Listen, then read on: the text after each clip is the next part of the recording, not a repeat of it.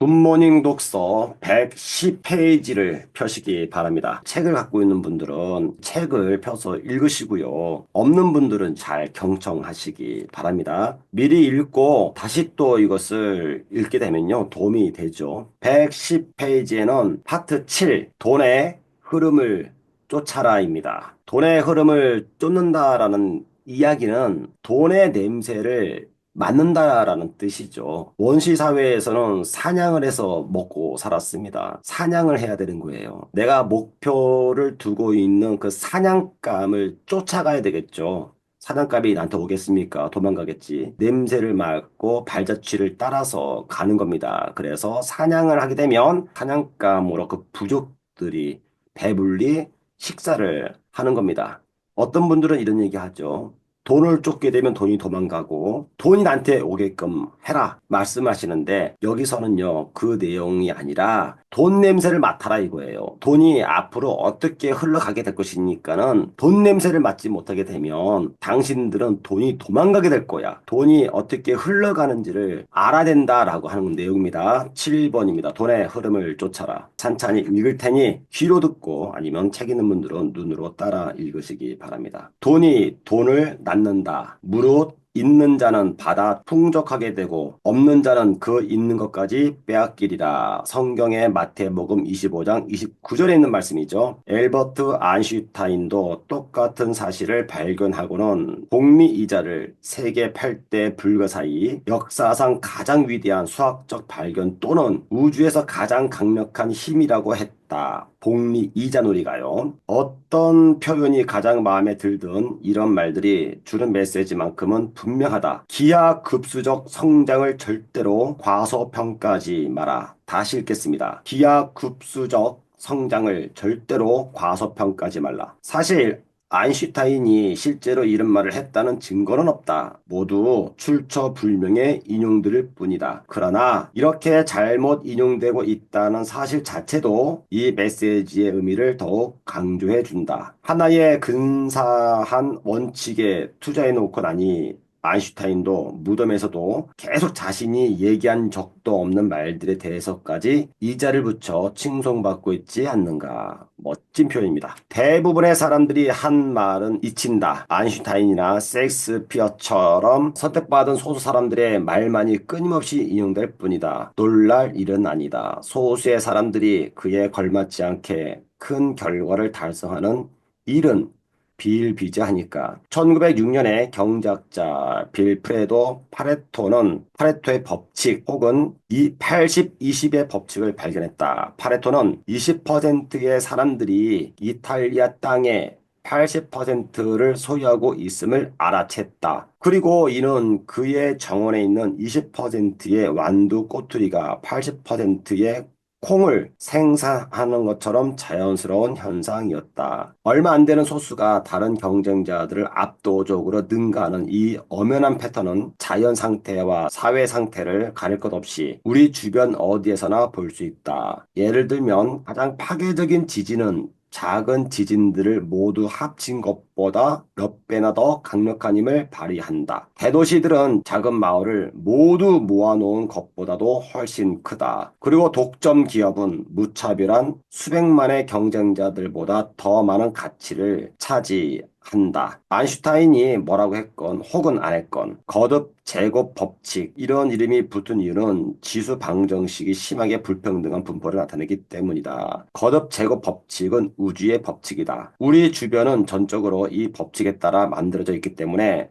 우리는 미처 그렇다는 사실조차 눈치채지 못하고 있다. 이번 장에서는 돈을 쫓으면 어떻게 거듭 제곱 법칙이 눈에 보이게 되는지 알아볼 것이다. 벤처 캐피탈의 투자자들은 초기 단계의 회사에 투자해 기하급수적인 성장을 통한 이윤을 수확하려고 한다. 하지만 결국은 투자한 회사들 중에서 소수의 몇몇 회사가 나머지 모두를 합친 것보다 훨씬 더 큰 가치를 띠게 된다. 대부분의 회사는 벤처 캐피털과 거래할 일이 없다. 하지만 벤처 캐피털의 투자자들조차 기를 쓰고 이해하고 싶어 하는 한 가지 사실만큼은 누구나 알아둘 필요가 있다. 바로 우리가 정상적인 세상이 아니라 거듭 제고 법칙이 적용되는 세상에 살고 있다는 점이다. 벤처 캐피털의 거듭 제고 법칙. 벤처 캐피털은 초기 단계에 있는 유명한 회사들을 발굴해 자금을 제공하고 이윤을 얻는 것을 목표로 한다. 기관이나 부유한 개인들로부터 자금을 모집해 펀드를 구성한 다음 가치가 높아질 것으로 판단되는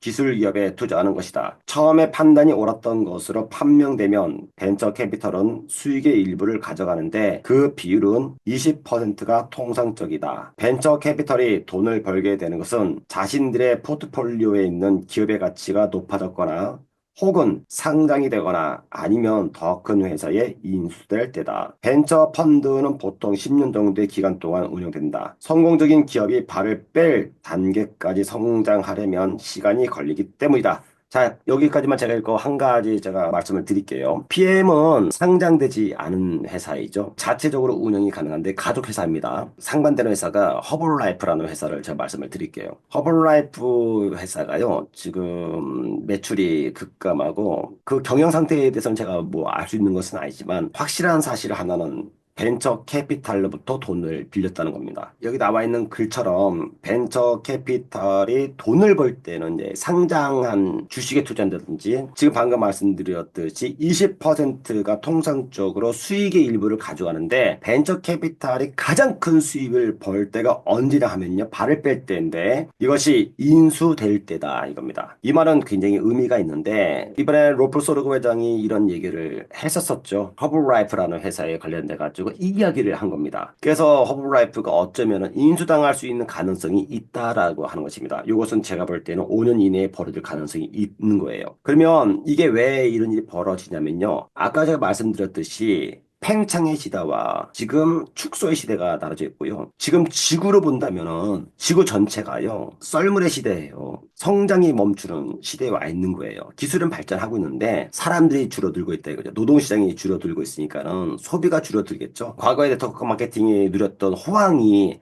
지금 불황으로 가고 있는 겁니다. 굵직굵직한 네트워크 마케팅 회사들에서는요. 이렇게 인수를 당한다든지 에이본인가요? 결국은 브라질 회사에 인수당했잖아요. 그 지금은 많이 하락하고 있습니다. 이것을 지금 얘기하고 있는 거예요. 벤처 캐피탈에 대해서 제고법칙 113페이지 제가 계속 읽도록 할게요. 하지만 벤처 캐피탈의 지원을 받은 회사들은 대부분이 상장되지도 인수되지도 못한다. 대부분이 실패하는데 그것은 보통 출범한 지 얼마 안 되어 실패한다. 이런 조기 실패 사례 때문에 벤처 펀드는 처음에는 손실을 기록하는 것이 보통이다. 벤처 캐피털은 포트폴리오에 있는 성공적인 기업들이 기하급수적 성장을 시작하고 몸집을 불려가면서 펀드 가치가 몇 년 내에 급격히 상승해 손익분기점을 넘기고 큰 이익을 기록하게 되기를 바란다. 하지만 가장 궁금한 것은 이런 도약이 시작되는 시점이 과연 언제인가 하는 점이다. 대부분의 펀드에게 그 시점은 영영 오지 않는다. 대부분의 스타트업은 실패하며 그와 함께 대부분의 벤처 펀드도 실패한다. 벤처 캐피털의 운영자라면 누구나 향후에 성공할 기업을 찾아내는 것이 자신의 임무임을 잘 알고 있다. 하지만 노련한 투자자들조차 왜 이런 현상이 생기는지는 피상적으로밖에 이해하지 못한다. 기업들이 서로 다르다는 것은 알지만 과연 얼마나 다른지는 모르기 때문이다. 제가 여기까지만 읽고 다시 설명을 드릴게요. 저희는 네트워크 마케팅을 하는 입장에 있죠. 그러면 저희들 같은 경우도요. 네트워크 마케팅이 영원한 회사를 먼저 찾아야 됩니다. 근데 네트워크 마케팅이 지금까지 대한민국에 몇 개가 오픈을 했냐면요. 약 한 5,500개 정도가 오픈을 했어요. 30년 동안. 그 중에서 지금 5,500개 네트워크 마케팅 회사 중에서 살아남은 것이 130개가 안 돼요. 120개 정도 됩니다. 그러면 수천 개 회사는 다 사라진 겁니다. 오픈을 하고요. 3개월 이내에 사라진 회사들이 비일비재하고요. 1년을 못 버텨요. 대략은요. 6개월에서 1년 이내에 90%가 사라집니다. 그 네트워크 마케팅을 평가할 때 대략은요. 1차적으로 3년을 보고요. 5년을 봐요. 5년 넘기면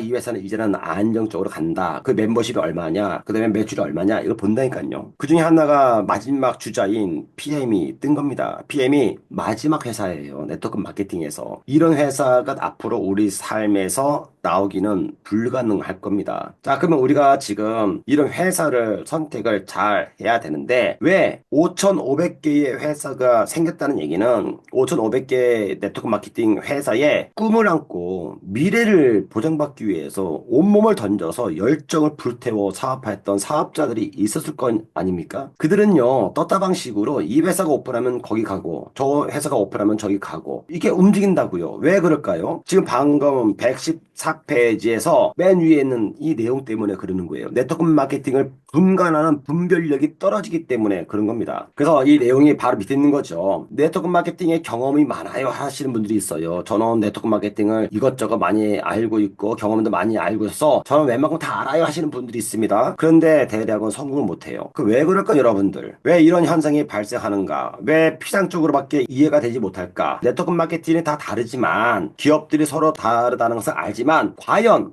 얼마나 다른지는 모르기 때문이다 이겁니다. PM이라는 회사는 다른 회사예요. 저는 네트워크 마케팅에 직간접적으로 올해까지 28년입니다. 아메이부터 저는 시작을 했었어요. PM은요, 일반 네트워크 마케팅이 갖고 있는 제품이 아니에요. 그럼 제가 뭐하러 이걸 합니까? PM은 완전히 다른 겁니다. 얼마나 다른지를 사람들은 몰라요. 아메 하시는 분들, 아니면 허벌라이프 하시는 분들, 누스킨 하시는 분들, 파마넥스, 뭐 메나테크, 뭐 시너지, 이런 분들한테 PM 얘기하잖아요? 자기네 제품이 더 좋다 그래요. 그리고 잘 몰라. 분별력이 없어. 왜? 그들이 교육한 것만 알고 있으니까요. 정말 모르니까요, 여러분들. 그들이 안다면 어떻게 될까? 지각 변동이 일어나요. 이 시기가 다가온다니까, 여러분들. 변화가 엄청난 게 우리한테 지금 기회가 오고 있는 거예요. 근데 이것이 정말 다르다라고 하는 것을, 이것을 갖고 알려줄 수 있는 사람이 별로 없다는 겁니다. 사람들 만나면은 PM 데모나고 운동선수들이 먹어요 하잖아요. 그들은요, 수십 년 교육을 받은 사람들이에요. PM 네트워크 마케팅 해가지고 1년, 2년, 3년 뭐 이렇게 교육받은 걸로 얘기하잖아요. 안 먹혀요, 걔네들한테요. 그들은요, 제가 들어가야 돼요. 그러니까 여러분들은 이 전문가로 롤 패밀리에 있는 거에 대해서 자부심을 가져야 된다니까요.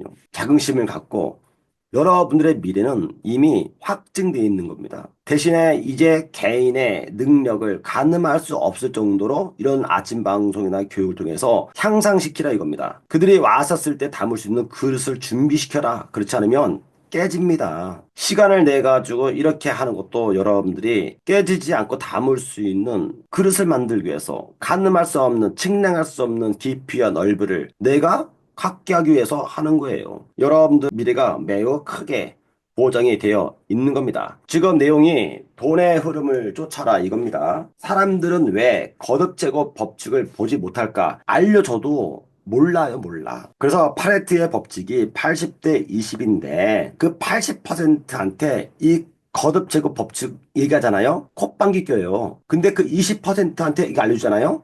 한대니까요. 그러면 20%의 돈을 다 뺏어가지고 공평하게 80%한테 다 나눠줬어. 그러면 그 돈이 어떻게 될까요, 여러분들? 얼마 가지 않아서요. 80%의 그 돈들이요. 20%로 다 가요, 또. 싹 다. 20%는 무엇으로 먹고 사는가? 80% 때문에 먹고 사는 거예요. 알려줘도 안 할 거니까. 그럼 뭐하러 알려줍니까? 깨닫고 알고 있는 사람들한테 기회가 가야 된다 이겁니다. 그 대표적인 책이 공부했던 것이 조드 플랜 아닙니까? 네트워크 마케팅은요. 2 곱하기 2는 6이에요. 이것을 레버리지라고 하는 겁니다. 레버리지. 네트워크 마케팅은 곱셈의 법칙으로 가는 거예요.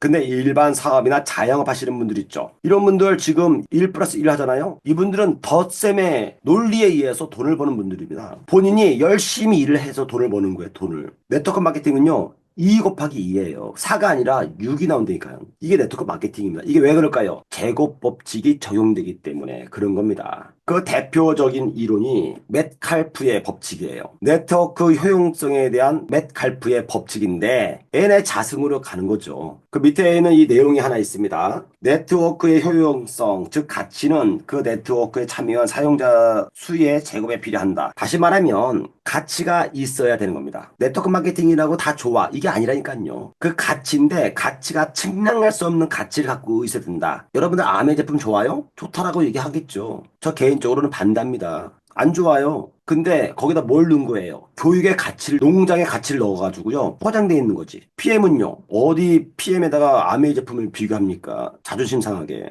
PM 제품은요, 비교 대상이 없어요. 저는 이 가치를 알고 있기 때문에 제가 이동한 거잖아요. 네트워크의 효용성은요, 그 가치, 그리고 거기 가치에 참여하는 사용자의 제곱에 비례하는 겁니다. 이것이 밑에 있는 내용이죠. 바이럴 마케팅. 이것을 네트워크 마케팅이라고 하는 거예요. 바이럴 마케팅은 입소문 마케팅이라고 합니다. 이 원리가 시작이 된 거예요. 파레토의 법칙에 의해서 80대 20은 정확히 나누어진다. 이 80%는요, 덧셈의 삶의 덧셈. 내가 오늘 나가서 노동의 삶, 아침 9시까지 회사에 가서 6시까지 일을 한다. 한 몸 일을 내가지고 한 달에 정해진 급여를 받는다.